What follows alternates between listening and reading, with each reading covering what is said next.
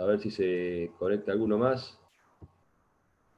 Hasta las menos 5 minutitos más. Y bueno, y si no, arrancamos. Si alguno tiene alguna inquietud para ir preguntando ahora durante la espera, tiene algo que decir.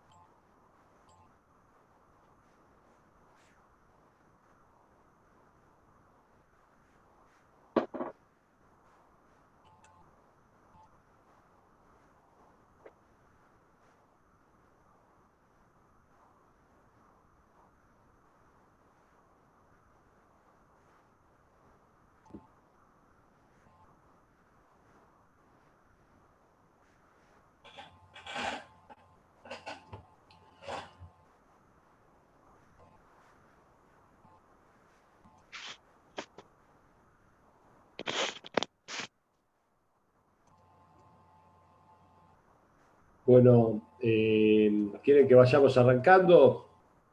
Como quiera. Vamos a introducir hoy con los contenidos de la unidad 6, ¿sí? Donde vamos a hablar del sistema financiero. Ustedes ya han visto el video de esta unidad propuesto por la clase dada por el doctor Castro. Supongo que a esta altura también ya habrán intentado hacer la guía de preguntas. Si tienen alguna pregunta como para arrancar, la pueden ir haciendo, y si no hay ninguna pregunta así como para romper el hielo, déjenme que yo arranque como hicimos la semana pasada con la guía de preguntas y más o menos le vaya dando algunos tips para que ustedes puedan ir viendo cómo ustedes tienen que estudiar la materia en función a las preguntas de la guía. ¿Les parece que hagamos así o quieren arrancar con alguna pregunta?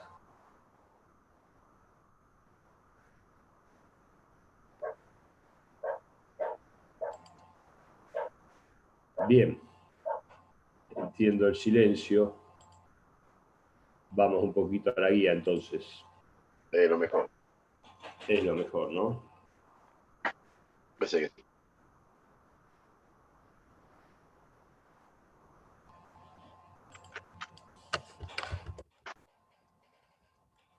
La primera pregunta de la guía, bueno, ¿cuál es el papel del sistema financiero? Eso es algo sencillo. ¿Se acuerda que hablamos de la oferta, la demanda, el intercambio de mercaderías que se produce en el mercado, el comercio internacional? Bueno, el sistema financiero, ¿sí?, que está constituido por varios mercados, es aquel sistema que le da la suficiente liquidez al intercambio de bienes y servicios como para que se pueda realizar. Es decir, es aquel sistema que mediante el dinero y las finanzas, las familias pueden y las empresas pueden llevar adelante el intercambio de bienes y servicios en el mercado. Básicamente, los mercados financieros están constituidos por 4 mercados. Uno sería el mercado de dinero, ¿sí? Otro mercado es el mercado de activos de renta fija. Otro mercado son los mercados de acciones. Y otro es el mercado de divisas. Con el correr de las preguntas vamos a ir viendo de qué se tratan estos mercados, pero básicamente son los que regulan el sistema financiero, ¿sí? en una economía. ¿Cómo es la pregunta 2 que dice reflexiones sobre el proceso histórico de la aparición y evolución del dinero?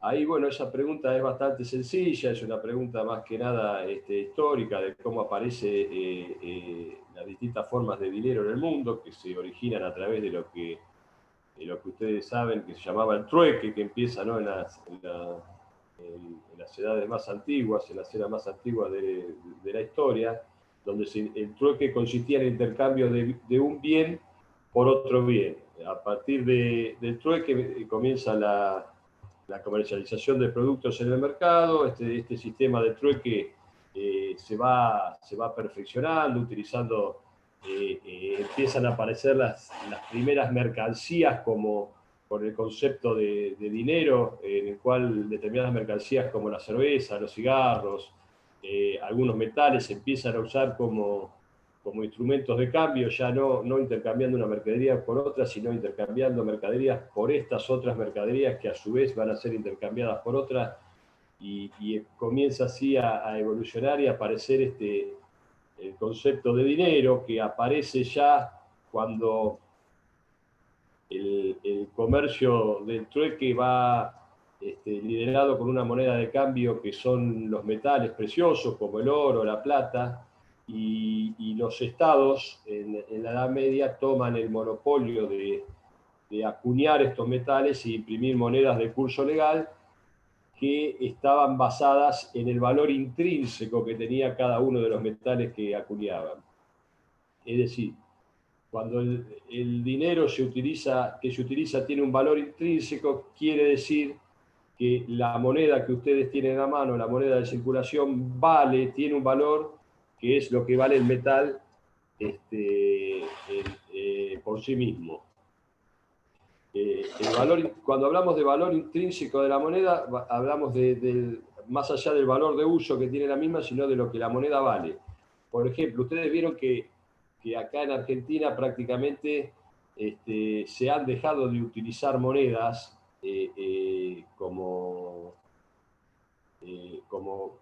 para el intercambio de bienes y servicios, pasándose a imprimir solamente billetes. Ya son muy pocas las monedas que hay en uso.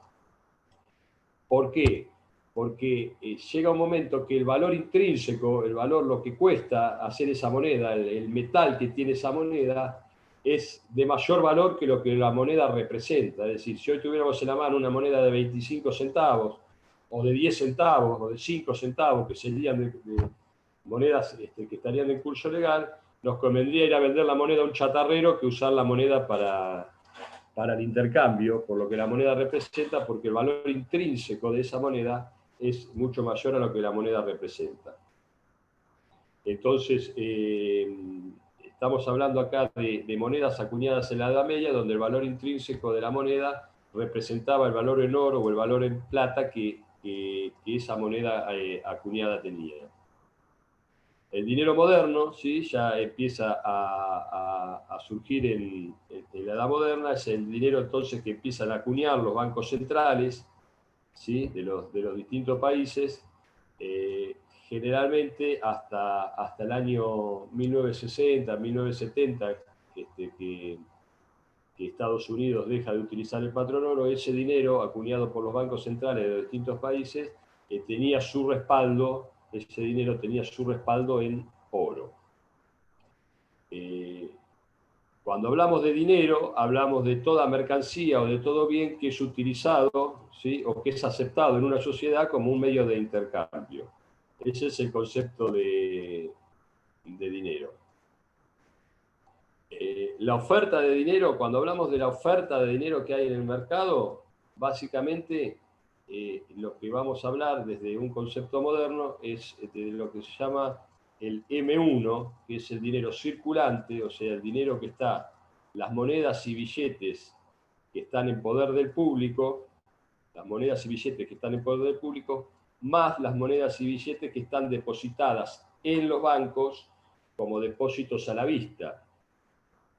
Los depósitos a la vista son aquellos depósitos que están en las cuentas cheques, como llama el libro, que serían las cuentas corrientes, o las cajas de ahorro de las personas. Son aquellos depósitos que se llaman a la vista porque no están hechos a un determinado plazo, sino que funcionan como dinero en efectivo. Un depósito a la vista es aquel depósito que se puede ir a retirar inmediatamente sin más que darle una orden al banco. Un plazo fijo no se puede retirar inmediatamente. Un plazo fijo que se hacen a 30, 60, 90 días, hay que esperar ese vencimiento para poder ir a retirar el dinero. Entonces, el M1, que es el dinero para transacciones que hay en una economía, estaría dado por este dinero, que son el dinero, los billetes y monedas en poder del público, ¿sí?, más los depósitos a la vista. ¿Cuáles son las funciones del dinero? Entonces, ¿cuáles son básicamente las funciones del dinero? El autor identifica cuatro funciones del dinero. Primera de ellas es que sirve, la función central del dinero es que sirve como medio de cambio, o sea, sirve como el instrumento para realizar las transacciones económicas en una economía. Es decir, ya salimos de la era del trueque para pasar a la era del dinero, donde los intercambios de bienes y servicios en los mercados se realizan a través del dinero. Entonces, la primera función del dinero es servir como medio de intercambio o servir como medio para realizar las transacciones. La segunda función del dinero es también, se utiliza como unidad de cuenta, ¿sí?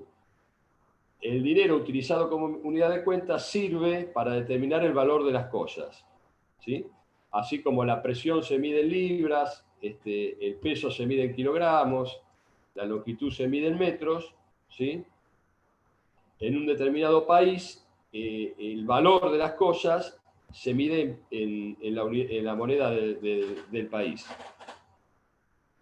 En Argentina, el valor de las cosas se mide en pesos.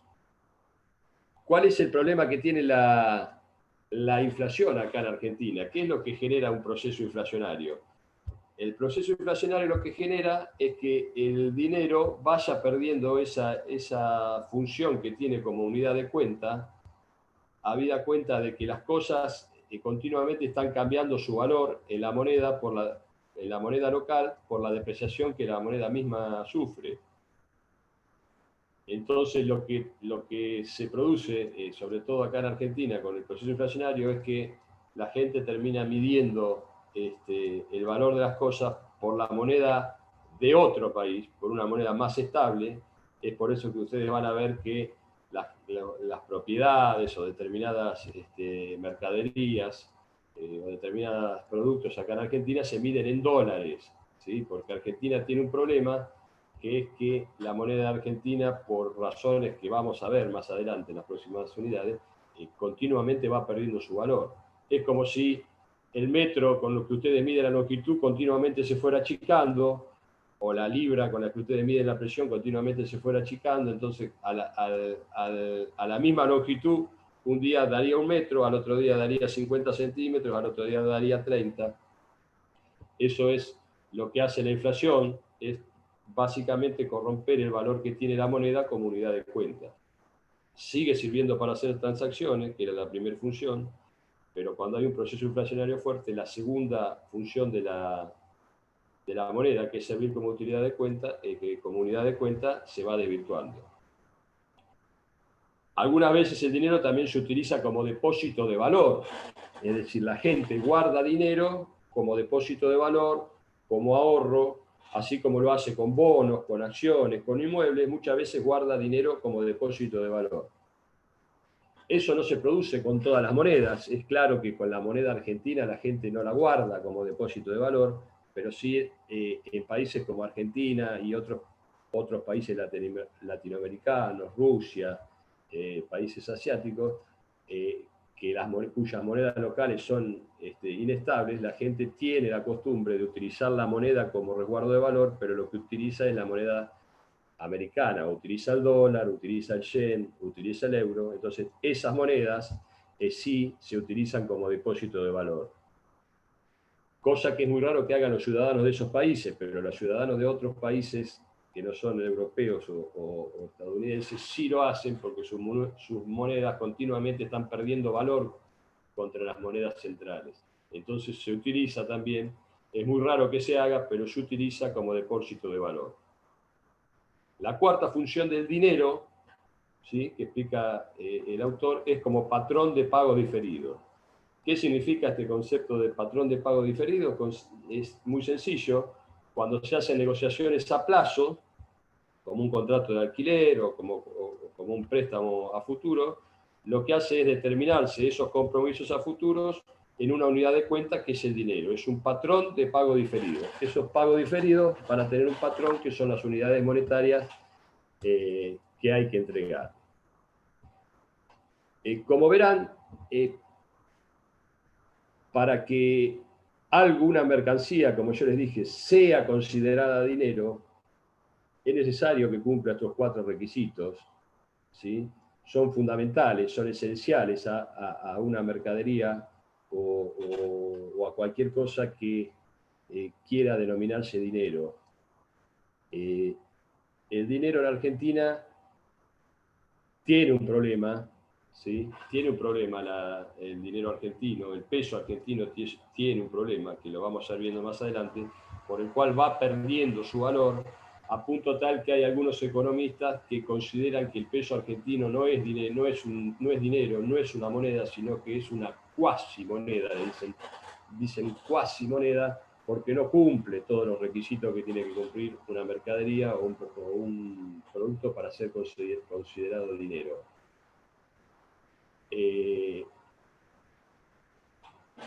Sería dinero, pero es un dinero de segunda calidad. No es un dinero de buena calidad el peso argentino. Cuando hablamos de conservar dinero, hablamos de cuál es el costo de conservar dinero en efectivo, por qué la gente conserva dinero en efectivo más allá de lo que necesita para realizar las transacciones. Bueno, el costo de conservar ese dinero es el costo de la tasa de interés que se deja de percibir por ese dinero por tenerlo colocado en un banco o por tenerlo en una determinada inversión. Entonces, el costo de conservar dinero en efectivo es la tasa de interés que se deja de percibir por el dinero colocado. ¿Vamos bien ahí? ¿Más o menos van entendiendo? ¿Por qué se demanda dinero? Hay básicamente 2 motivos para demandar dinero. La demanda de dinero tiene 2 componentes, que es la demanda transaccional de dinero, es decir, la demanda de dinero tiene 2 componentes, el dinero para transacciones y el dinero para activos. El dinero para transacciones es aquel dinero que la gente demanda y necesita para mantener el efectivo en un determinado momento. Es decir, el autor es claro cuando da un ejemplo que dice, si una familia gana $3.000 por mes, ¿sí?, y va a gastar ese dinero a lo largo de los 30 días del mes, no es necesario que mantenga en su poder los $3.000 durante todo el mes, sino que lo que va a hacer es ir gastando el dinero durante todo el mes, con lo cual la demanda de dinero, ¿sí?, promedio que va a tener esa persona en el mes va a ser de $1.500, porque al principio de mes va a tener 3.000 en su poder y al fin de mes va a tener 0. Si hacemos una demanda promedio, entonces contra un ingreso de 3.000 tiene una demanda de $1.500. Esa demanda de dinero va a variar con qué. El dinero que el público mantiene en su poder en efectivo varía con qué. Y con la tasa de interés, porque si hay en el mercado hay una tasa de interés interesante, si a ese señor que tiene los $3.000 a principio de mes le ofrecen una tasa de interés interesante, es probable que parte de ese dinero lo vaya a depositar en el banco, ¿sí?, con lo cual su demanda de dinero va a bajar porque ya no va a tener los $3.000 en su poder, sino que tal vez a principio de mes vaya y ya deposite 1.500 en el banco y se quede solamente con 1.500 y lo vaya manejando a través de tasa de interés. Entonces el dinero, la demanda de dinero transaccional, conforme suben las tasas de interés, la demanda de dinero para transacciones va a bajar, porque la gente va a tener menos incentivo para mantener su dinero en efectivo y en el bolsillo y lo va a llevar a los bancos para ganar una tasa de interés adicional. El otro motivo para demandar dinero es, además de utilizarse como transacción, el dinero se utiliza para la realización de inversiones, ¿sí? Entonces, cuanto mayor sea el ingreso de la sociedad, ¿sí?, más dinero se va a demandar para realizar transacciones financieras. ¿Se va entendiendo más o menos hasta acá? La demanda de dinero, que básicamente está regulada, entonces, la demanda de dinero por el nivel de tasas de interés que hay en el mercado. Cuanto mayores sean las tasas de interés, menor va a ser la demanda de dinero en el mercado, ¿sí? Después vamos a ver, cuando estudiemos el rol del Banco Central, es que el Banco Central, cuando regule la cantidad de dinero que hay en el mercado, porque esa es una de las funciones del Banco Central, uno de los mecanismos que va a utilizar va a ser las tasas de interés. Cuando el Banco Central quiere retirar dinero del mercado, lo que hace es aumentar las tasas de interés de manera tal de que la gente se saque los pesos de encima, colocándolos en el sistema financiero,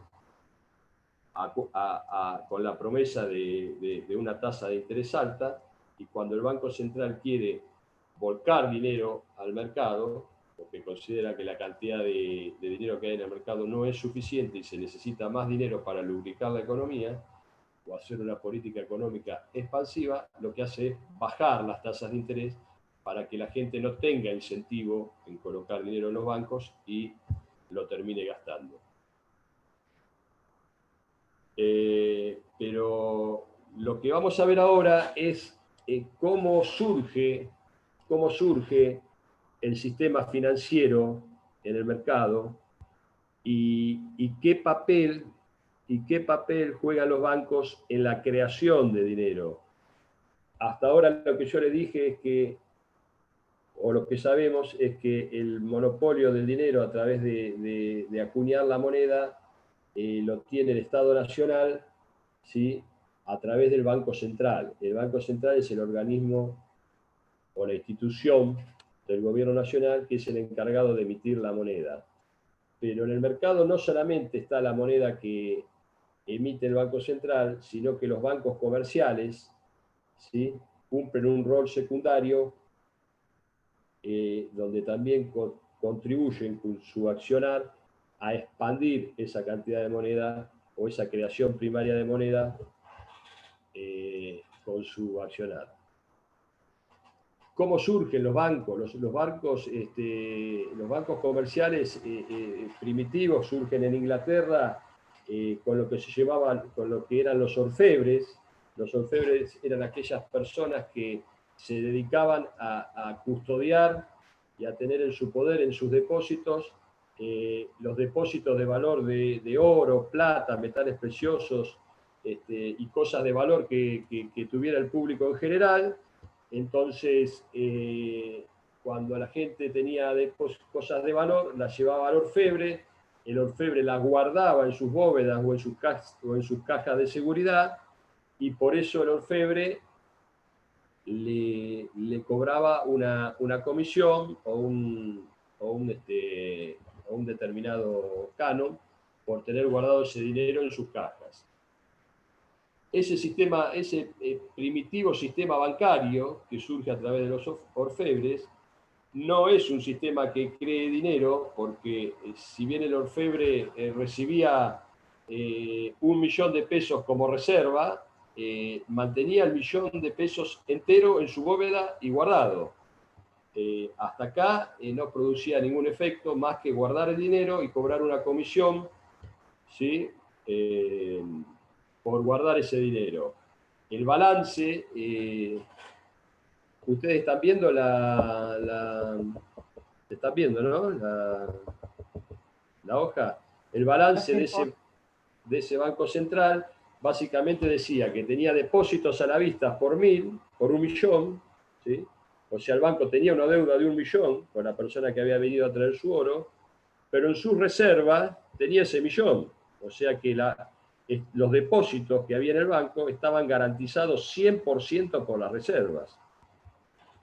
Pero de a poco los orfebres se fueron dando cuenta que no toda la gente venía junta a buscar esos depósitos en oro o en metales preciosos o en objetos de valor que habían dejado en el banco, y que esos depósitos de valor que tenían en su haber y que estaban custodiando, tranquilamente se los podían prestar a otra persona, ¿sí?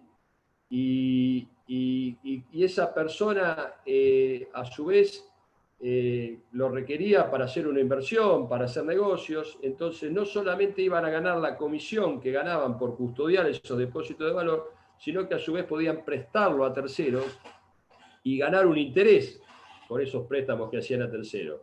Total, lo que tenían que hacer los bancos era mantener una reserva mínima con la cual pudieran ir compensando a los acreedores que vinieran todos los meses a retirar su dinero, y entonces de esa manera no necesitaban tener el 100% de los depósitos en su poder. Entonces ahí es donde comienzan a aparecer los bancos comerciales con reservas parciales. Entonces, ¿qué es lo que empieza a pasar? El banco recibe depósitos por 1 millón de pesos, en lugar de guardar ese 1 millón de pesos en sus reservas, guarda nada más que 100.000, y de esos 100.000, 900.000 se los presta a una empresa.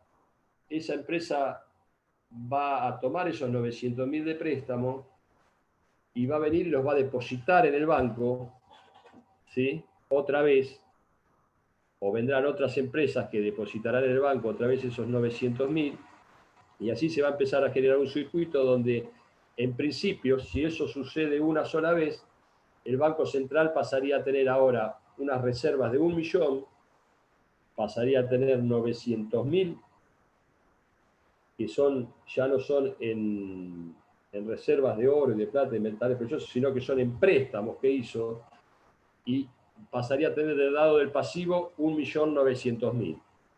¿Qué es lo que hizo el banco acá? De 1 millón de pesos en reserva que tenía de oro y de plata que le habían depositado, ahora creó una emisión secundaria de dinero por 900.000 pesos. ¿Sí? ¿Se entiende? Los bancos comerciales, ¿sí?, cuando conservan reservas parciales de su depósito, lo que en realidad hacen es crear dinero. Prestan dinero que es de otro. Las personas, si están creando dinero, están contribuyendo a incrementar la masa monetaria que hay en el mercado. La creación es fundamental que ustedes entiendan esto.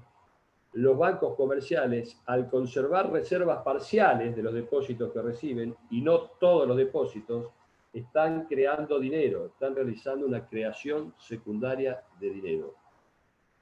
No le erren con esto cuando el profesor Castro se los pregunte, por favor. No le vayan a decir que la creación secundaria de dinero es porque los bancos cobran un interés por los depósitos.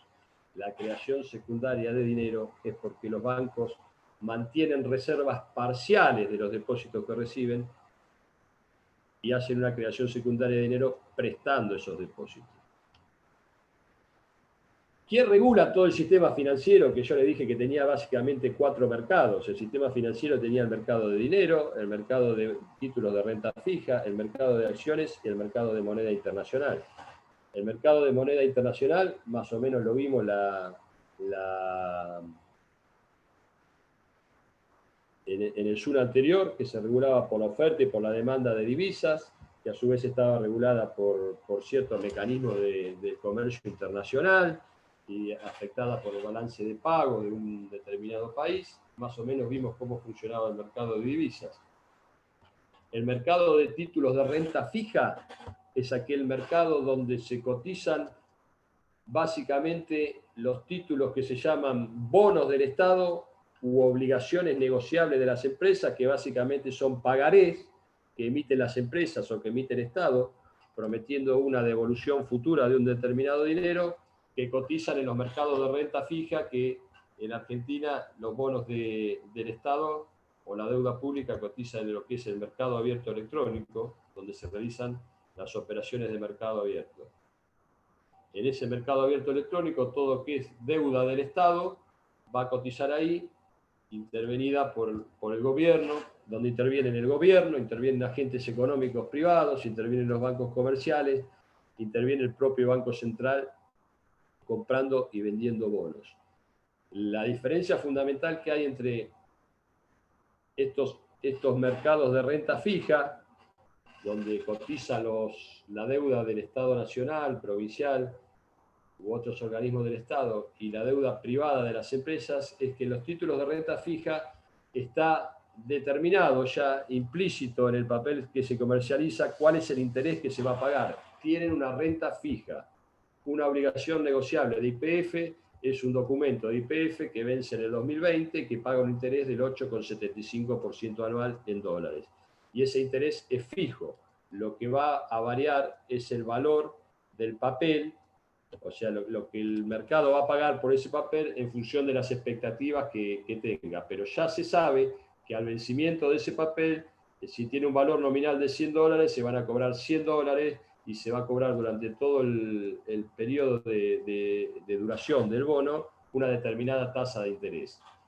Distintos son los mercados de renta variable, donde cotizan las acciones de las empresas, que son títulos de renta variable. ¿Por qué? Porque el valor de una acción está determinado por los fundamentals o por la valoración que el mercado haga de las características de la empresa. Si la empresa anda bien, el mercado anda bien y la economía del país acompaña, esos títulos suben de valor. Cuando todo anda mal, esos títulos bajan de valor. Por eso es un mercado de renta variable, porque no hay ninguna renta asegurada. Las empresas, si les va bien, distribuyen dividendos y el accionista cobra. Si a la empresa le va mal, no distribuye dividendos, el accionista no cobra y el valor de los títulos baja. Son mercados de renta variable. Los mercados de renta fija, como les dije, son aquellos que son de bonos o obligaciones negociables, donde al final del periodo está bien definido y de manera fija lo que va a cobrar el inversor.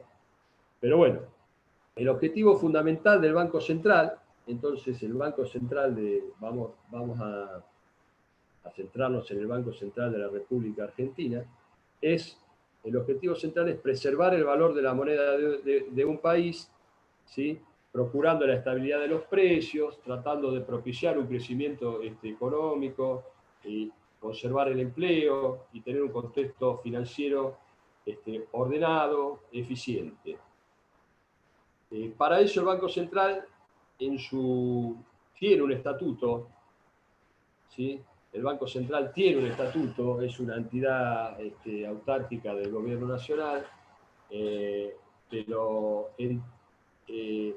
la misión primaria y fundamental que tienen los bancos centrales en todo el mundo es preservar el valor de la moneda, cosa que en Argentina no está sucediendo. El valor de la moneda no está siendo preservado por el Banco Central, porque el Banco Central está operando en función de determinadas necesidades políticas del gobierno nacional. En la mayoría de los países del mundo esto sucede y el Banco Central es independiente y su principal función es preservar el valor de la moneda. ¿De qué se encarga el Banco Central o qué funciones tiene el Banco Central? Primero, es el custodio y administrador de las reservas de oro y divisas del gobierno nacional. Todas las reservas de oro y divisas que tiene el gobierno nacional están depositadas en el Banco Central de la República. Además, es el agente financiero del gobierno nacional. Todos los pagos y cobros que tiene que hacer el gobierno nacional, sobre todo al exterior, se realizan a través del Banco Central de la República Argentina. Otra función que tiene es ser el responsable de la política monetaria. Es acá donde el Banco Central, a través de distintos mecanismos, va a controlar la oferta monetaria. El Banco Central es el que va a controlar la cantidad de dinero que hay en una economía, básicamente para que el dinero no pierda su valor y para que la economía tenga ese lubricante que es el dinero para poder realizar las transacciones en la cantidad y en la medida que la economía lo demanda.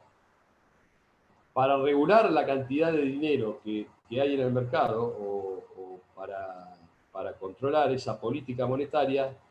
Después vamos a ver, el Banco Central tiene algunos mecanismos, como son la regulación de la tasa de interés, ¿sí? La regulación, la intervención en el mercado abierto electrónico para la compra y venta de títulos, y la regulación de los encajes bancarios, que son la cantidad de dinero que los bancos comerciales tienen que mantener como reserva y que no pueden prestar a terceros. Lo vamos a ver en alguna próxima pregunta, pero ahora estamos hablando, describiendo las funciones que tiene el Banco Central, entre ellas ser el responsable de la política monetaria. También el Banco Central se dice que es el banco de los bancos, es el que actúa como prestamista de última instancia con los bancos comerciales. Cuando un banco comercial, llámese Banco Nación, Banco Provincia, Citibank no, porque no está más, pero Banco Santander Río, Banco Francés, cualquier banco comercial que ustedes ven en el mercado, tiene problemas de liquidez, circunstanciales de liquidez, porque se le descalzan los depósitos con los pagos, o porque viene demasiada gente a retirar el dinero, o por lo que fuera, que son circunstanciales, que pueden ser de un día, 2 días, 3 días, 5 días, se le descalzan los depósitos con los pagos. El Banco Central es el que actúa como prestamista, ahí prestándole dinero a los bancos para que, con lo que se llama operaciones de pase, para solucionar ese desfasaje. Esto es algo que ocurre a diario. El Banco Central trabaja con los bancos comerciales, realizando operaciones de pase a un día, a 7 días, en la colocación de dinero. También el Banco Central, como otra de las funciones que tiene, es ser el proveedor de dinero de curso legal, ¿sí? Es el encargado de la emisión de billetes y monedas que constituyen la base monetaria de un país. Esa la provee el Banco Central. La impresión se hace a través de la Casa de la Moneda, pero la regulación de la cantidad la hace el Banco Central. Acá es muy rica la historia del Banco Central argentino, sobre todo en las distintas etapas que ha pasado el Banco Central argentino como proveedor de dinero, pasando por todas las maneras que puede tener un Banco Central, desde la libre disponibilidad de dinero, a ser una caja de conversión, a tener una economía, una ley de convertibilidad, como se estuvo en los años 90, hasta la impresión ilimitada de dinero. Básicamente se entiende que un banco central emite dinero y el respaldo del dinero ese que emite el Banco Central está básicamente dado por las reservas que ese Banco Central tiene, que ya lo vamos a ver, que básicamente está construido por el oro, plata, depósitos internacionales y depósitos del Banco Central. Cuanto más confiable sea un Banco Central en su estabilidad y en su manejo y en su operatoria, más respaldo va a tener o tiene la moneda del país que emite ese Banco Central. Otra función que tiene el Banco Central, además de ser el proveedor de curso legal y las anteriores que mencionamos, es ser el superintendente de entidades financieras, es decir, es el que dicta la normativa para la regulación de toda la actividad que llevan adelante los bancos comerciales. El Banco Central saca continuamente circulares donde les va marcando la cancha o le va diciendo a los bancos comerciales qué es lo que pueden y qué es lo que no pueden hacer en su operatoria comercial. Toda esa operatoria comercial que hacen los bancos está regulada por el Banco Central. Como les decía, entonces, ¿qué es lo que tiene el Banco Central en su balance y qué es lo que hace a la confiabilidad del Banco Central para que el Banco Central de un determinado país pueda tener, o la moneda, mejor dicho, de un determinado país pueda tener un respaldo basado en la solvencia del Banco Central de un determinado país? El Banco Central tiene básicamente en su balance un activo y un pasivo. ¿Sí? El pasivo que tiene el Banco Central es básicamente la base monetaria, es todo el dinero, ¿sí?, que el Banco Central emitió, ¿sí?, más ese dinero, base monetaria emitido por el Banco Central, que se constituye por el efectivo que le dije hoy, que está en manos del público, el dinero en efectivo que está en manos del público, y las reservas bancarias, que son todo el efectivo que está en el sistema financiero, más la reserva del sistema financiero depositadas en el Banco Central. Ese es el pasivo monetario o la base monetaria. Esa base monetaria que está en circulación y que es la que se utiliza continuamente en el mercado, tiene que estar respaldada con algo. Para que el Banco Central, para que ese dinero no pierda valor, tiene que estar respaldada con algo. ¿Y por qué está respaldada? Está respaldada por el activo del Banco Central. En el activo del Banco Central puede haber oro, ¿sí?, metales preciosos, divisas de otros países, puede haber créditos al sistema bancario, o sea, plata que el sistema bancario le debe al Banco Central y que está anotada en su activo, y puede haber también dinero que el gobierno nacional le deba al Banco Central. Puede haber adelantos transitorios que el Banco Central le haya hecho al Tesoro Nacional. También puede haber títulos, acciones y otros activos financieros. Hasta los años 60 o 70, la base monetaria que emitían los países estaba respaldada en reservas de oro y plata que tenían los bancos centrales de los países del mundo. Ese respaldo de oro y plata fue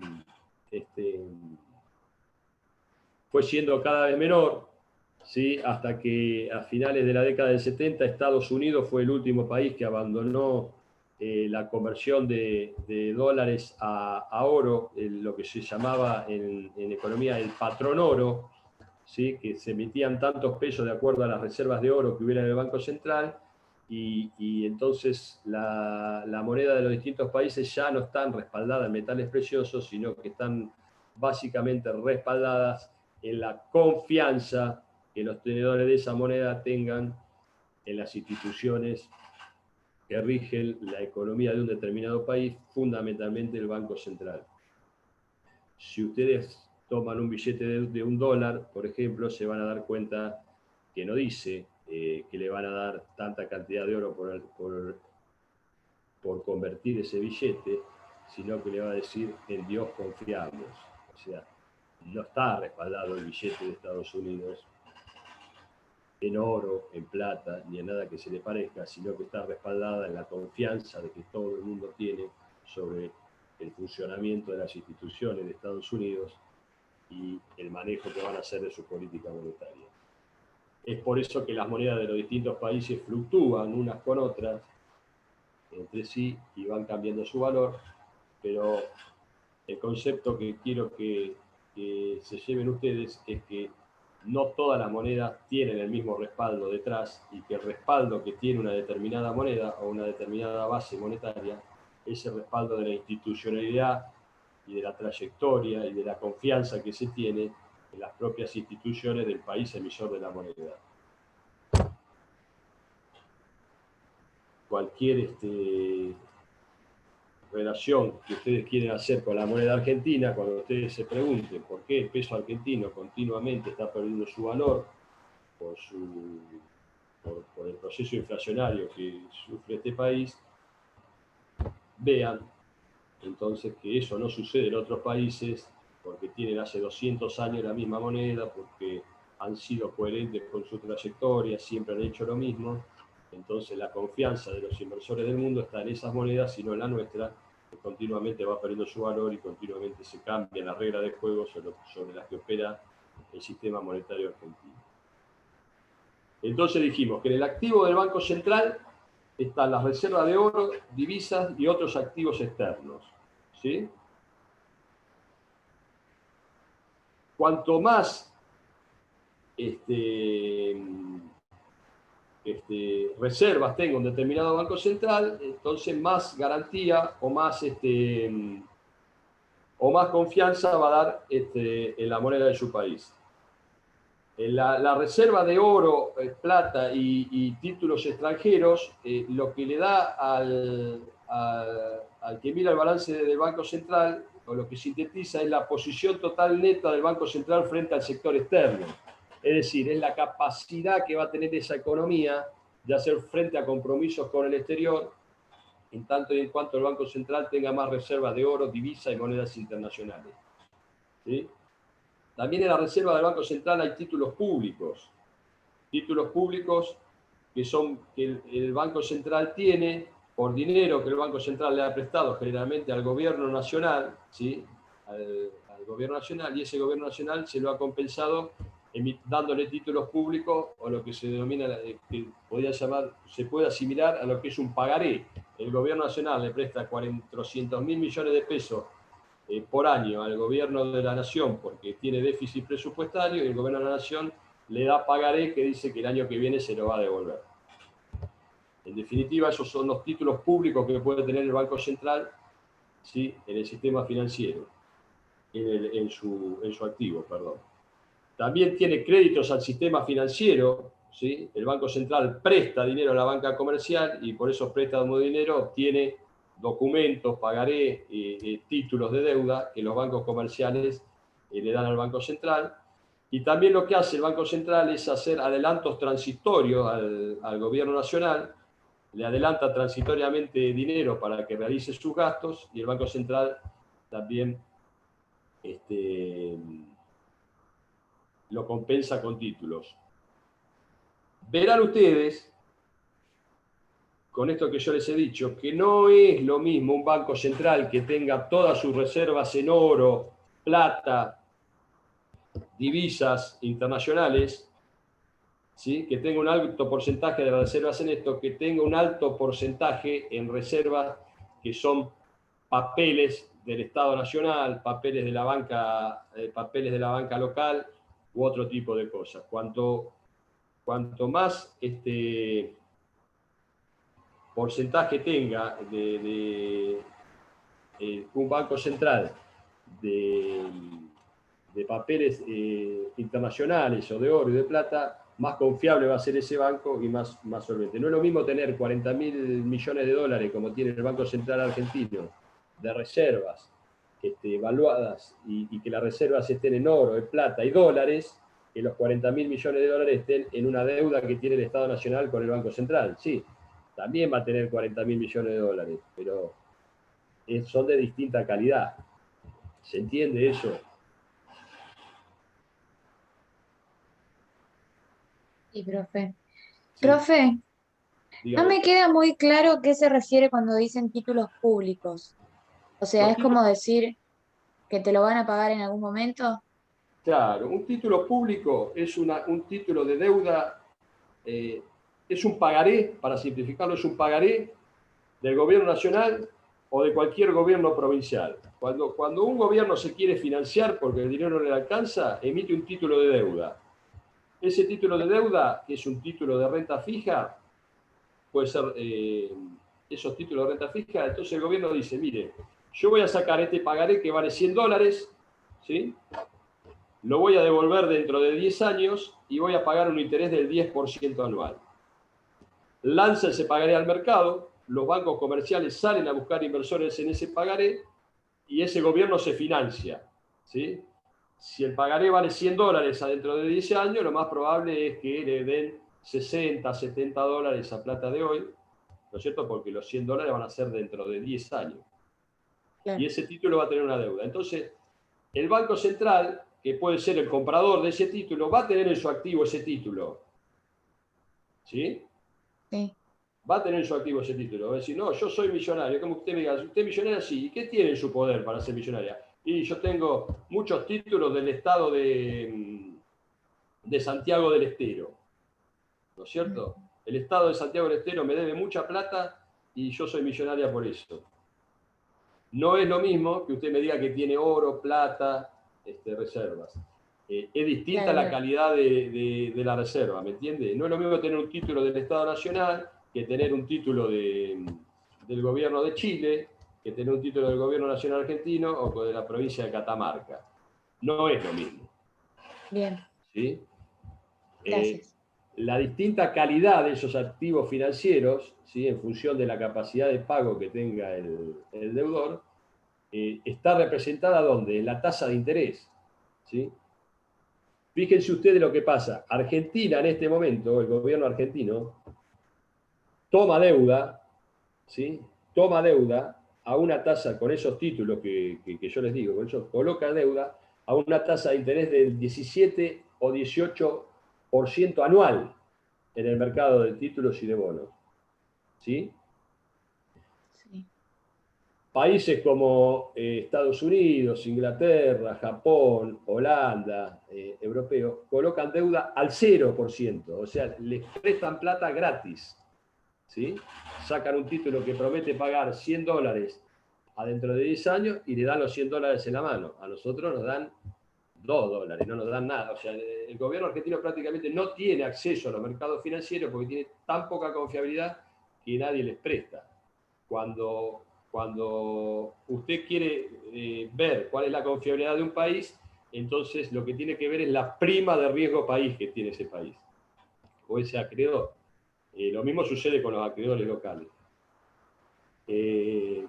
A mayor prima de riesgo país, es mayor el riesgo de cobrabilidad del título. Entonces, si usted tiene un banco central como el nuestro, que está empapelado de título de las provincias nuestras o del gobierno nuestro, que pagan una tasa de interés del 18% anual en dólares, no es de muy fácil cobrabilidad esos créditos. Puede mejorar en algún momento, pero no son de los créditos más apetecidos en el mercado. ¿Ese es el riesgo país, profesor? La prima de riesgo país lo que mide es la sobretasa de interés que tiene que pagar un determinado país por sobre la tasa de interés de Estados Unidos. En este momento Estados Unidos creo que paga 1,5, 2% anual en dólares para conseguir plata. Argentina está pagando 18 puntos más de lo que paga Estados Unidos. No, perdón, 1.450 puntos más. O sea que está pagando 14,5% más de lo que paga Estados Unidos. Si una empresa de Estados Unidos consigue dinero para hacer inversiones al 2%, la Argentina lo va a conseguir al 16,5%. ¿Sí? ¿Ese es el riesgo país? Eso es el riesgo país.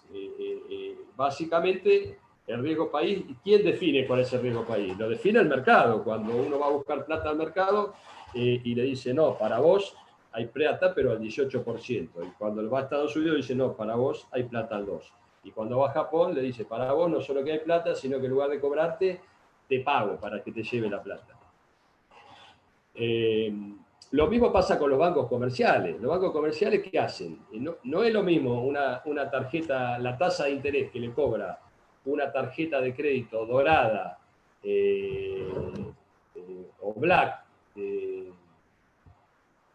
HSBC que lo que cobra la tarjeta naranja, que es una tarjeta local. ¿Por qué? Porque uno tiene clientela muy solvente, con lo cual tiene poca probabilidad de riesgo de incobrabilidad, entonces cobra una tasa más baja, y cuando usted se financia con una tarjeta naranja, una Favacar o una Contar, que son tarjetas locales, esas tarjetas tienen carteras con mucho riesgo de incobrabilidad, entonces lo que hace es cobrar tasas de interés más altas. ¿Sí? Ahora, ¿qué pasa? No todos vamos y calificamos para una tarjeta black de HSBC, o sea, porque somos argentinos. Entonces terminamos con las tarjetas locales que tienen una tasa de interés mucho más alta porque los riesgos de incobrabilidad son mayores. Bueno, por ahí venía.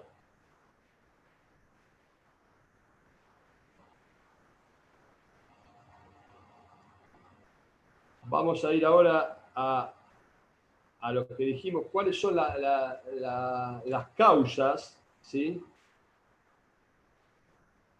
por las cuales los bancos centrales, o cuáles son las maneras que tienen los bancos centrales para aumentar o disminuir la oferta monetaria en el mercado. Como reguladores de la política monetaria, los bancos centrales se pueden ver en la necesidad de aumentar o disminuir la oferta monetaria en el mercado. Le dije que básicamente son 3 los instrumentos que el Banco Central tiene, que uno era las tasas de interés, otro eran las operaciones en el mercado abierto, ¿sí?, y otra era la regulación de los encajes bancarios. Con respecto a la tasa de interés, cuando el Banco Central quiere retirar dinero del mercado, porque considera que la oferta monetaria es alta y que esa oferta monetaria está llevando al país a un proceso inflacionario de suba de precios indeseados por exceso de liquidez de dinero en el mercado, lo que hacen los bancos centrales es aumentar la tasa de interés. Cuando el Banco Central aumenta la tasa de interés, lo que hace es que se reduzca la demanda de dinero porque la gente tiene más incentivo a dejar el dinero depositado en los bancos porque le ofrece una mejor renta. Entonces, cuando aumenta la tasa de interés, se reduce la demanda de dinero y por lo cual se reduce la cantidad de dinero que hay en el mercado. Cuando el Banco Central, como política monetaria, quiere inyectar dinero en el mercado, porque considera que el dinero en el mercado es poco y que la economía necesita para funcionar mejor mayores cantidades de dinero para que se puedan realizar mayor porcentaje de transacciones y pueda fluir mejor el tráfico de bienes y servicios en la economía, lo que hace el Banco Central es reducir la tasa de interés, ¿sí?, para que la gente retire el dinero de los bancos y lo vuelque al funcionamiento de la economía real. Todos los bancos centrales de todos los países del mundo lo que hacen es tener una tasa de interés de referencia, ¿sí?, que la publican y todo el mundo la sabe, y cada determinada cantidad de tiempo las autoridades monetarias de ese país se reúnen para decidir cuál va a ser la actividad, el nivel de tasa de interés para el próximo periodo. Si el funcionamiento de la economía viene muy bien y hay posibilidades de que la economía comience con un proceso de recalentamiento o lo que se llama un proceso inflacionario, porque hay mucha actividad económica, lo que hacen los bancos centrales es subir la tasa de interés para retirar el dinero del mercado. Y si no, al contrario, cuando necesitan incentivar la tasa de interés, lo que hacen es cuando necesitan incentivar la economía, lo que hacen es bajar las tasas de interés, ¿sí?, para inyectar dinero en el mercado. Vean ustedes que ahora estamos en un proceso con esto del coronavirus y la pandemia y todo este tema, que los bancos centrales de todos los países serios del mundo lo que hicieron fue iniciar en un proceso de baja de tasa de interés para inyectar dinero en el mercado, y es probable que cuando todo esto del coronavirus termine y todo esto se normalice, otra vez la tasa de interés internacional tienda otra vez a subir para retirar todo ese dinero que volcaron al mercado, lo vuelven a retirar para que no se genere un proceso inflacionario. Otra forma que tiene el Banco Central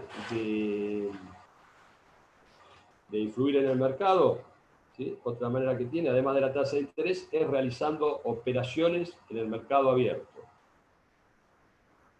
Cuando el Banco Central considera que tiene que inyectar dinero en la economía, además de mover la tasa de interés, ¿qué puede hacer?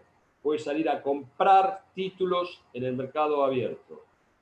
Entonces, los títulos que tienen los inversores en su poder van a subir de precio porque el Banco Central los va a comprar, va a haber muchos inversores decididos a venderle títulos al Banco Central, entonces el Banco Central va a absorber títulos que va a pagar con pesos que emite, entonces va a emitir pesos a cuenta de títulos y va a largar pesos al mercado.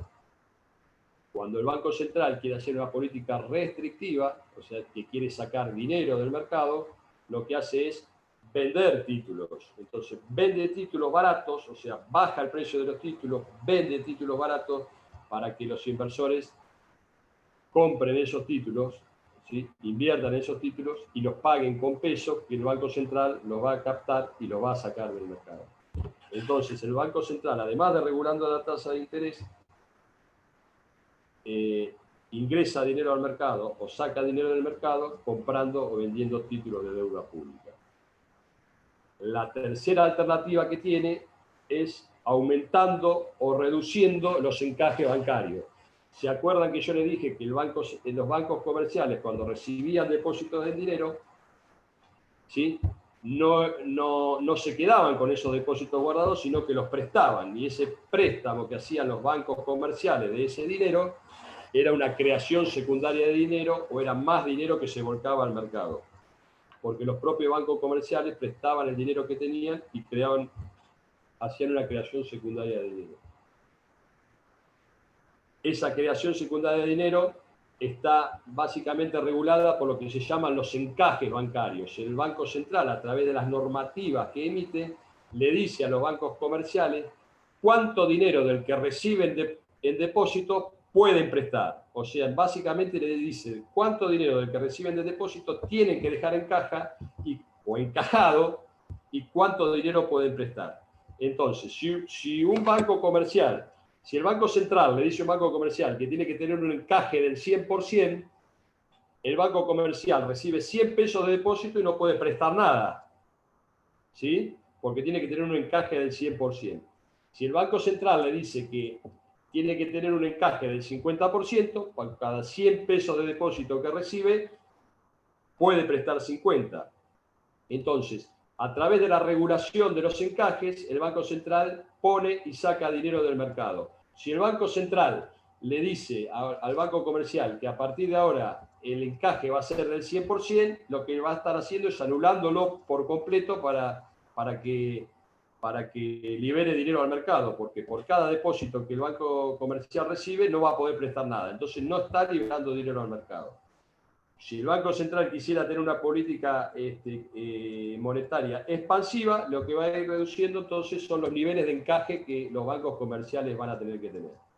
Cuando el Banco Central reduce los niveles de encaje, está liberando dinero al mercado. Cuando el Banco Central aumenta los niveles de encaje que tienen que tener los bancos comerciales, ¿sí?, está sacando dinero del mercado.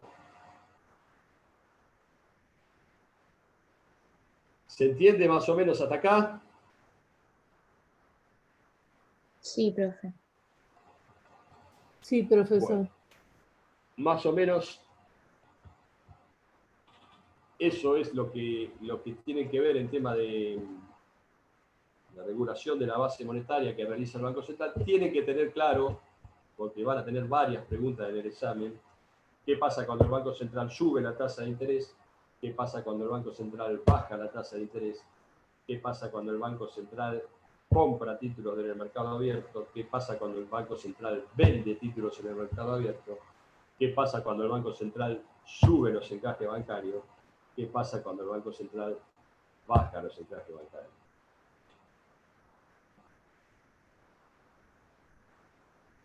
Último tema para terminar esta unidad, ¿sí?, es Profe, sí. perdón. Cuando habla de multiplicador monetario, ¿a qué se refiere? El multiplicador monetario, sí, es un modelo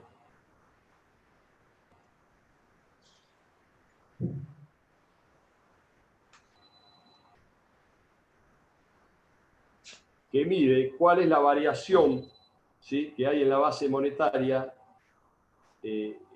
cuánto varía la base, cuánto varía la cantidad total de dinero, ¿sí? Es un multiplicador que dice cuánto varía la cantidad total de dinero que hay en una economía al variar la base monetaria, como porcentaje de la base monetaria.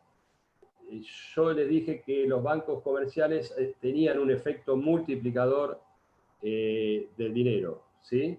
O sea, cuando reciben depósitos lo que hacen es multiplicar ese dinero. Entonces, el multiplicador de la base monetaria es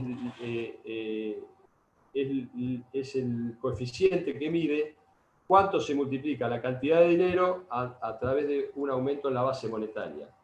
Está relacionado con todo esto que vimos, pero básicamente es un indicador que mide cuánto varía la cantidad de dinero al variar la base monetaria, dadas las condiciones que tiene una economía. Claro. Bien. Es una magnitud. Importante también lo que yo les decía es que vean lo que se denomina la teoría cuantitativa del dinero. Hay una teoría que algunos economistas no la reconocen como verdadera, pero tampoco se puede demostrar que sea falso, porque la realidad demuestra que no es falsa, ¿sí? Que la teoría cuantitativa del dinero está básicamente basada en la siguiente fórmula. ¿Qué dice la teoría cuantitativa del dinero? Que cuanto mayor sea la producción de bienes y servicios de un país, mayor va a ser la cantidad de dinero que se necesita para transaccionar con esos bienes y servicios que hay en el país. O sea, que mayor va a tener que ser la oferta monetaria. Entonces se establece una formulita que no sé si ustedes la ven, pero que yo se la muestro acá, se las pinto. Dice que la oferta monetaria que hay en una determinada economía, multiplicada por la velocidad de circulación que tiene ese dinero, porque no es lo mismo tener una oferta monetaria, ¿sí?, de dinero que no se mueve, que no realiza transacciones, que está en el bolsillo de la gente, pero que no realiza transacciones todos los días, que tener una oferta monetaria que todos los días realiza un montón de transacciones, ¿sí?, que pasa de mano continuamente de una mano a otra. Si el dinero no se intercambia, ¿sí?, en transacciones económicas, puedo tener una determinada oferta monetaria que está quieta en el bolsillo de una persona, pero esa misma oferta monetaria que continuamente va pasando de mano en mano, o sea que tiene una velocidad de circulación, me genera, ¿sí?, un nivel de monetización de la economía mucho mayor que me genera la demanda, una oferta monetaria que no circula. Entonces, Es el tiempo. Claro, en el tiempo, pero en la velocidad de circulación. Yo puedo tener una economía donde existe, supóngase, $1 millón, vamos a hacer una economía sencilla, donde existe $1 millón, y ese $1 millón está en el bolsillo de una persona y no se mueve, ¿sí? Ahora, si ese $1 millón la persona compra una propiedad y el mismo día la otra persona que recibió el $1 millón va y compra otra propiedad y la otra paga los sueldos y la gente que recibió los sueldos lo gasta y después que lo gastó lo agarraron los empresarios, lo volvieron a depositar en el banco, tuvo una circulación por 5 o 6 lugares, ¿me entiende? El mismo $1 millón.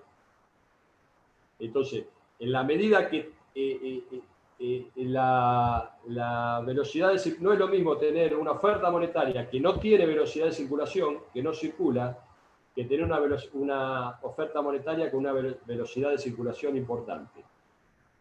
Pero ¿qué dice la teoría? Y ahora lo vamos a ver bien. La teoría cuantitativa del dinero, ¿qué dice? Que la oferta monetaria multiplicada por su velocidad de circulación es igual a todo el producto bruto que tiene un país, ¿sí?, a todo lo que el país produce, multiplicado por su nivel general de precio, ¿sí? Entonces, la teoría cuantitativa del dinero le va a decir que la cantidad de dinero que hay multiplicada por la velocidad de circulación es igual a lo que se produce por el nivel general de precio. Y le dice, vamos a suponer que la velocidad de circulación es constante, que no cambia. En una economía ya está determinada cuál es la velocidad de circulación del dinero, porque las transacciones siempre se realizan de la misma manera. Y vamos a suponer que la producción también es constante, ¿sí? Vamos a suponer que la producción también es constante, que no varía tan fácilmente, que son dos magnitudes muy difíciles de variar. Dejémosla fija. Si yo dejo fija la velocidad de circulación y si yo dejo fijo el nivel de producción de un país, si yo aumento la oferta monetaria, ¿sí?, del lado izquierdo de la ecuación, si yo aumento la oferta monetaria, indefectiblemente lo que me va a pasar es que me van a aumentar los precios de los productos, ¿sí? Es por eso que la teoría cuantitativa del dinero es una de las modernas teorías que explica por qué cuando los gobiernos emiten dinero indiscriminadamente para financiar los desequilibrios económicos que tienen en su accionar, indefectiblemente, si esto no se traduce en una disminución de la velocidad de circulación o si no se traduce en un aumento de la oferta de productos, indefectiblemente ese aumento de la masa monetaria o de la oferta monetaria que hacen los gobiernos para financiar su déficit va a ir a parar a inflación. va a ir a parar a un aumento generalizado de los precios. ¿Por qué? Porque sí o sí se tiene que cumplir esta igualdad fundamental que da la teoría cuantitativa del dinero. En Argentina venimos de un proceso inflacionario desde hace unos años. ¿Por qué? Porque el Estado, por el motivo que sea, el Estado Nacional argentino tiene mucho más gasto de lo que recauda por vía impositiva. Ese gasto, que lo puede financiar de diversas formas, al tener el mercado de deuda prácticamente cerrado, porque ya tomó toda la deuda que podía tomar y no estaría dadas las condiciones para que le presten dinero, lo tiene que financiar a través de la emisión de dinero. Es decir, el Estado Nacional tiene que pagar sus compromisos, no tiene con qué pagarlo y recurre a imprimir dinero y pedírselo prestado al Banco Central para pagar sus compromisos. Entonces, ¿qué hace? Altera la oferta monetaria. Acá altera donde dice OM. OM aumenta. OM aumenta. Como la velocidad de circulación sigue constante, ¿sí? ¿Sí? Al aumentar OM, del otro lado, o tiene que aumentar P, que es el Producto Bruto Argentino, o tiene que aumentar I, que es el nivel general de precios. Perdón, P es el nivel general de precios y I es el Producto Bruto. Si no aumenta el Producto Bruto, que es lo que pasa en Argentina, el Estado emite pesos y al no aumentar el producto, al no aumentar el nivel de transacciones para que se demanden esos pesos, lo que hacen es aumentar los precios. Por eso que Argentina tiene elevados niveles inflacionarios, ¿sí? Porque el gobierno argentino continuamente está pasando por arriba de lo que es la teoría cuantitativa del dinero y en base a sus necesidades está continuamente realizando impresión de moneda que no es absorbida por el mercado en base a mayores niveles de producción, o sea que el mercado no demanda por mayores niveles de producción y termina yendo a un incremento en el nivel general de precio. ¿Se entendió más o menos esto? Lo de la teoría cuantitativa del dinero. Si no, sigo un poco más. La oferta monetaria, OM, multiplicada por su velocidad de circulación, es decir, la cantidad de transacciones que se realizan en una economía, ¿sí? Tiene que ser igual al nivel general de precios multiplicado por el Producto Bruto de ese país. Fíjense otro ejemplo. Durante la pandemia, ¿sí? ¿Qué es lo que pasó en Argentina? El Estado se vio obligado a imprimir mucho dinero porque las empresas al cerrarse la economía y cerrarse determinados sectores que no podían trabajar, tampoco podían pagar impuestos. Entonces el Estado no recaudaba. El Estado no recaudaba, ¿sí? Entonces imprimió mucho dinero. Y ustedes me van a decir, bueno, si el Estado imprime mucho dinero y del otro lado el Producto Bruto del país también bajó porque las empresas no producían y el Estado imprimió dinero a troche y moche, tendríamos que estar inmersos en niveles inflacionarios nunca vistos en Argentina, porque la única variable que me queda para que ajuste sería P, que es el nivel general de precios. O sea, imprimimos mucho más dinero para transar con una cantidad más baja de productos porque se paró la producción. ¿Y por qué no tuvimos esos niveles hiperinflacionarios que todo el mundo auguraba? Porque lo que bajó ahora fue la velocidad de circulación del dinero, ¿sí? Al quedarse la gente en la casa y no comprar nada y no realizar transacciones, si antes se hacían 100 transacciones por día, al quedarse la gente en la casa las transacciones bajaron a 2 por día. Entonces, al bajar tanto la velocidad de circulación del dinero, un aumento en la oferta monetaria que hizo el gobierno argentino no se tradujo en niveles sustanciales de inflación. Es por eso que ustedes van a escuchar... Perdón, profesor. Sí. Dígame. También hubo control de precios. No, sí, pero no eso solamente parte porque, bajó la circulación. pero porque usted haga control de precio, a la larga el mercado lo pasa por arriba. Entonces, son todas medidas de corto plazo. Por eso lo que yo le voy a decir ahora es que muchos economistas dicen que en Argentina se vienen años de un proceso inflacionario importante, porque el gobierno nacional no tiene posibilidad de retirar todos esos pesos que que volcó al mercado.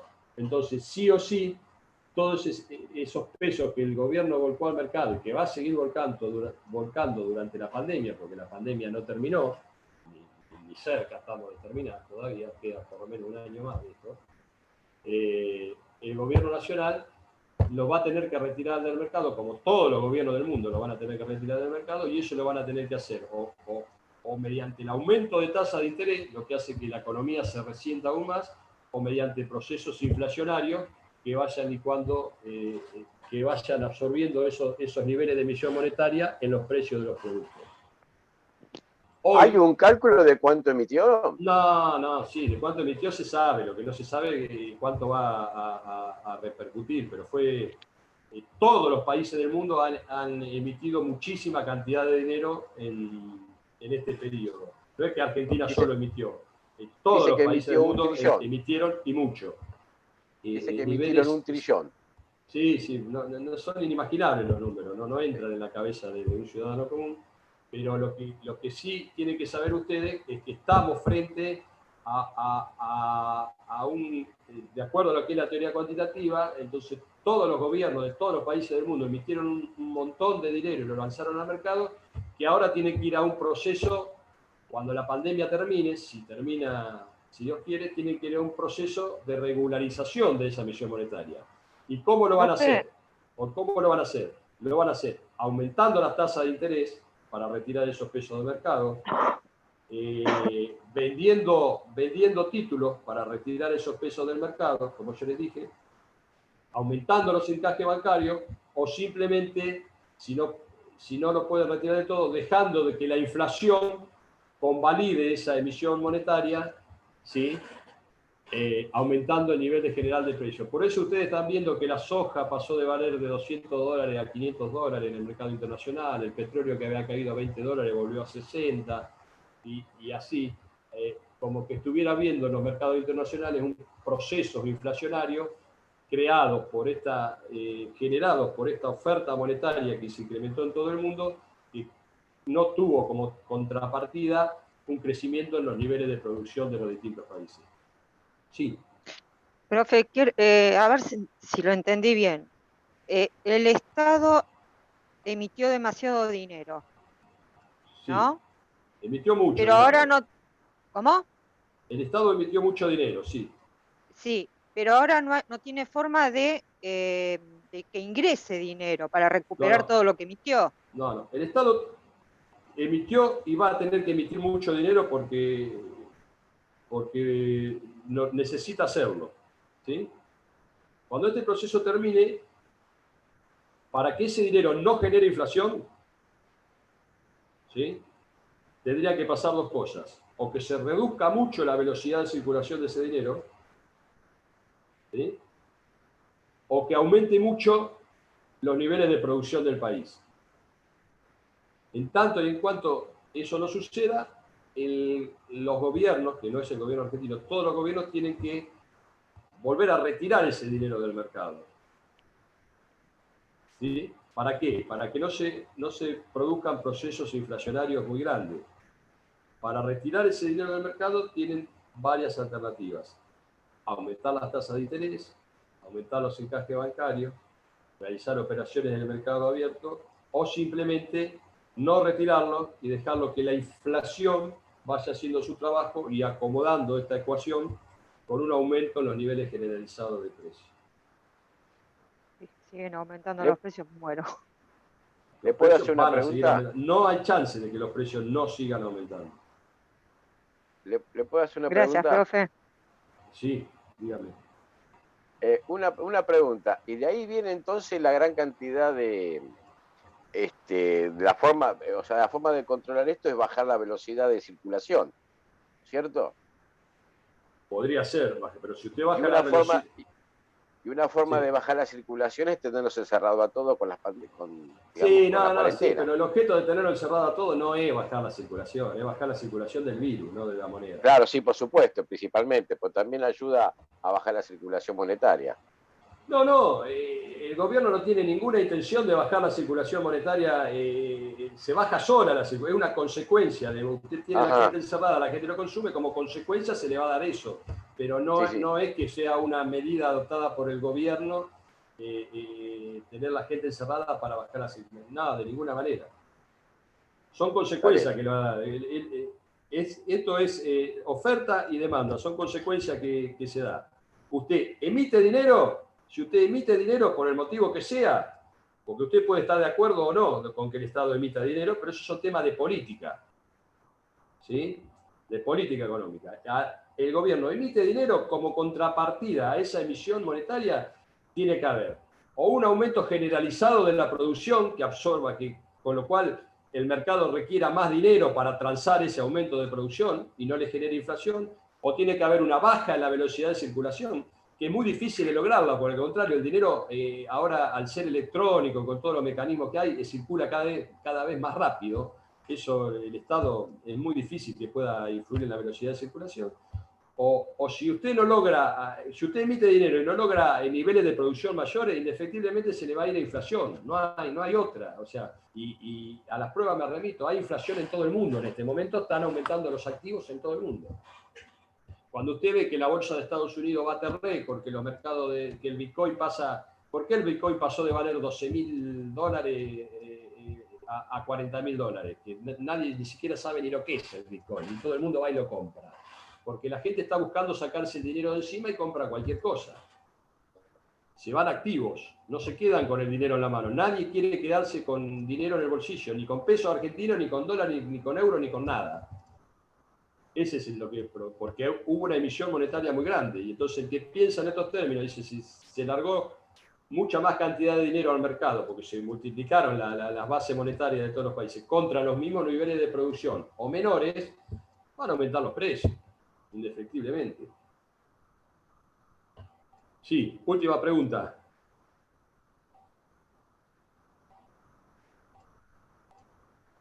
¿Se escucha ahí? Me quedé en una duda. Sí, dígame. ¿Cómo se hace como para reducir la circulación de dinero? Si es para recaudar, si es para que mejore todo. Suponiendo que en la producción no haya solución. Para reducir la circulación de dinero, Sí. la única manera de que todas las medidas tendientes a reducir la circulación de dinero son medidas recesivas. ¿Sí? Le van a generar menos nivel de actividad. Para reducir el dinero de circulación, el Banco Central tiene que aumentar la tasa de interés, de manera tal de que la gente se vea tentada a colocar el dinero en los bancos. ¿Sí? Entonces el Banco Central retira ese dinero del mercado con promesa ojo que las tasas de interés que paga Argentina son estratosféricas, ¿eh? Está pagando tasas del 40% mensual el Banco Central para retirar el dinero del mercado, y así todo no le alcanza. O sea, lo mismo que el Banco Central argentino emite y larga al mercado, ¿sí? Al otro día ese dinero va a parar de vuelta a los bancos, pasa por las manos de todo el mundo hace sus transacciones, termina depositado en un banco y el Banco Central lo absorbe de nuevo, pero lo toma prestado. ¿Me entiende? Entonces lo va a tener que volver a emitir en el futuro. ¿Quién le está generando eso al Banco Central? Absorber que cada vez tiene que ir aumentando más la tasa de interés, y Argentina ya está en tasa de interés del 40-45% mensual para préstamos de primera línea. Ni le digo lo que le cobran a un fulano como yo si va a pedir un crédito, 120-130% de interés anual. Sí. Pruebe usted ir a pedir un crédito a un banco y va a decir, ¿quiero un crédito? Sí, cómo no, siéntese, pase, siéntese. No, y se paga el doble o el triple. Cuando le digan la tasa de interés, le va a decir, muchas gracias, me retiro. ¿Por qué es eso? Porque todo el dinero se lo está... Mire, el gobierno argentino, con los niveles de necesidad de dinero que tiene por año, es el equivalente a todos los depósitos que hay en el sistema financiero, es la necesidad de financiamiento que tiene el gobierno argentino. Entonces imagínese usted la monumental tasa de interés que hay, porque no puede tomar todos los depósitos del sistema financiero, entonces imprime. Entonces, hoy por hoy Escuché un comentario, a ver, no me acuerdo si escuché un comentario o lo leí, de que se quería dolarizar el país. Sí, economistas que divagan y dan soluciones, hay por todos lados. El tema es que, volvemos a repetir, podemos analizar qué pasa si se dolariza, porque se ha hecho en la Argentina, en la época de la convertibilidad, una especie de dolarización, donde el Banco Central era una caja de conversión que solamente emitía un peso si tenía $1 de respaldo en el Banco Central, ¿no es cierto? Pero fíjese que si usted va a una dolarización, por ejemplo, si este país estuviera dolarizado, estaríamos prácticamente todos muertos de hambre. ¿Por qué? Porque el Banco Central nuestro no podría estar emitiendo la cantidad de pesos que emite, porque el Banco Central nuestro no emite dólares, emite pesos. ¿Sí? Bárbaro, Entonces, profe, gracias. sin ese lubricante, Argentina es un país raro, es un país difícil, por eso se esbozan tantas teorías. Yo no soy economista, pero tampoco veo que ningún economista tenga la solución. Usted lo va a ver a todos divagando y diciendo lo que no hay que hacer, pero si hay algo de lo que carece Argentina, es de alguien que sepa qué es lo que va a hacer, qué es lo que hay que hacer y qué es lo que hay que hacer, si es viable o no es viable. No tiene Argentina en este momento una claridad política de cómo salir de esto. Estamos complicados porque estamos con un Estado con déficits muy grandes, una población que se ha empobrecido mucho porque los niveles salariales, ahora si usted los mide en dólares, la gente está ganando 300, 400 dólares cuando antes cualquiera ganaba 1000.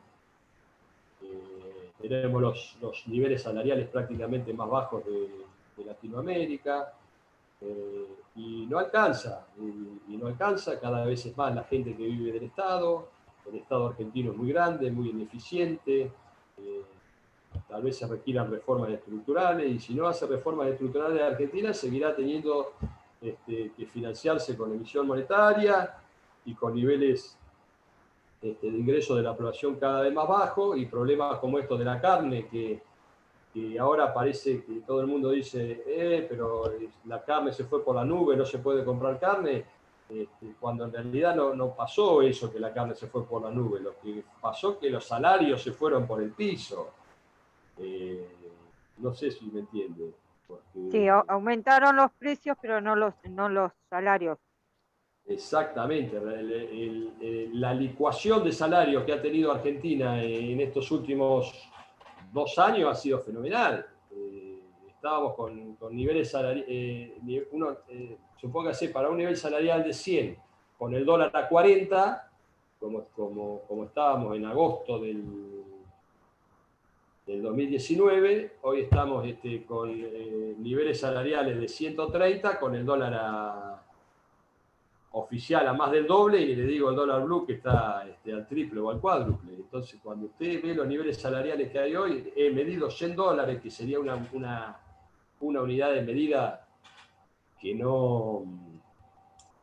que siempre mide lo mismo, sería un metro que no se achica, sería medir con el mismo metro, medir en dólares. Los niveles salariales son paupérrimos que hay en Argentina. Sí. Gracias, profe.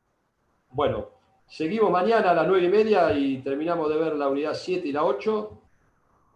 Vayan estudiando y fuerza, que voy a hablar con el profesor Castro a ver si puede ser un poquito más benévolo en las preguntas. Sí, por favor, porque son una tortura. Los veo flojos con el múltiple choice. El problema es que en lo teórico está todo bien. El tema es cuando llegamos a las preguntas y son enroscadísimas. Son muy sencillas las preguntas, pero sí, hay que para saber. Usted. Claro, hay que saber puntualmente. Bueno, profe, gracias. Bueno, muchas gracias a ustedes por participar. Y nos juntamos mañana de vuelta a 9:30. Hasta mañana, profe. Hasta mañana. Hasta mañana.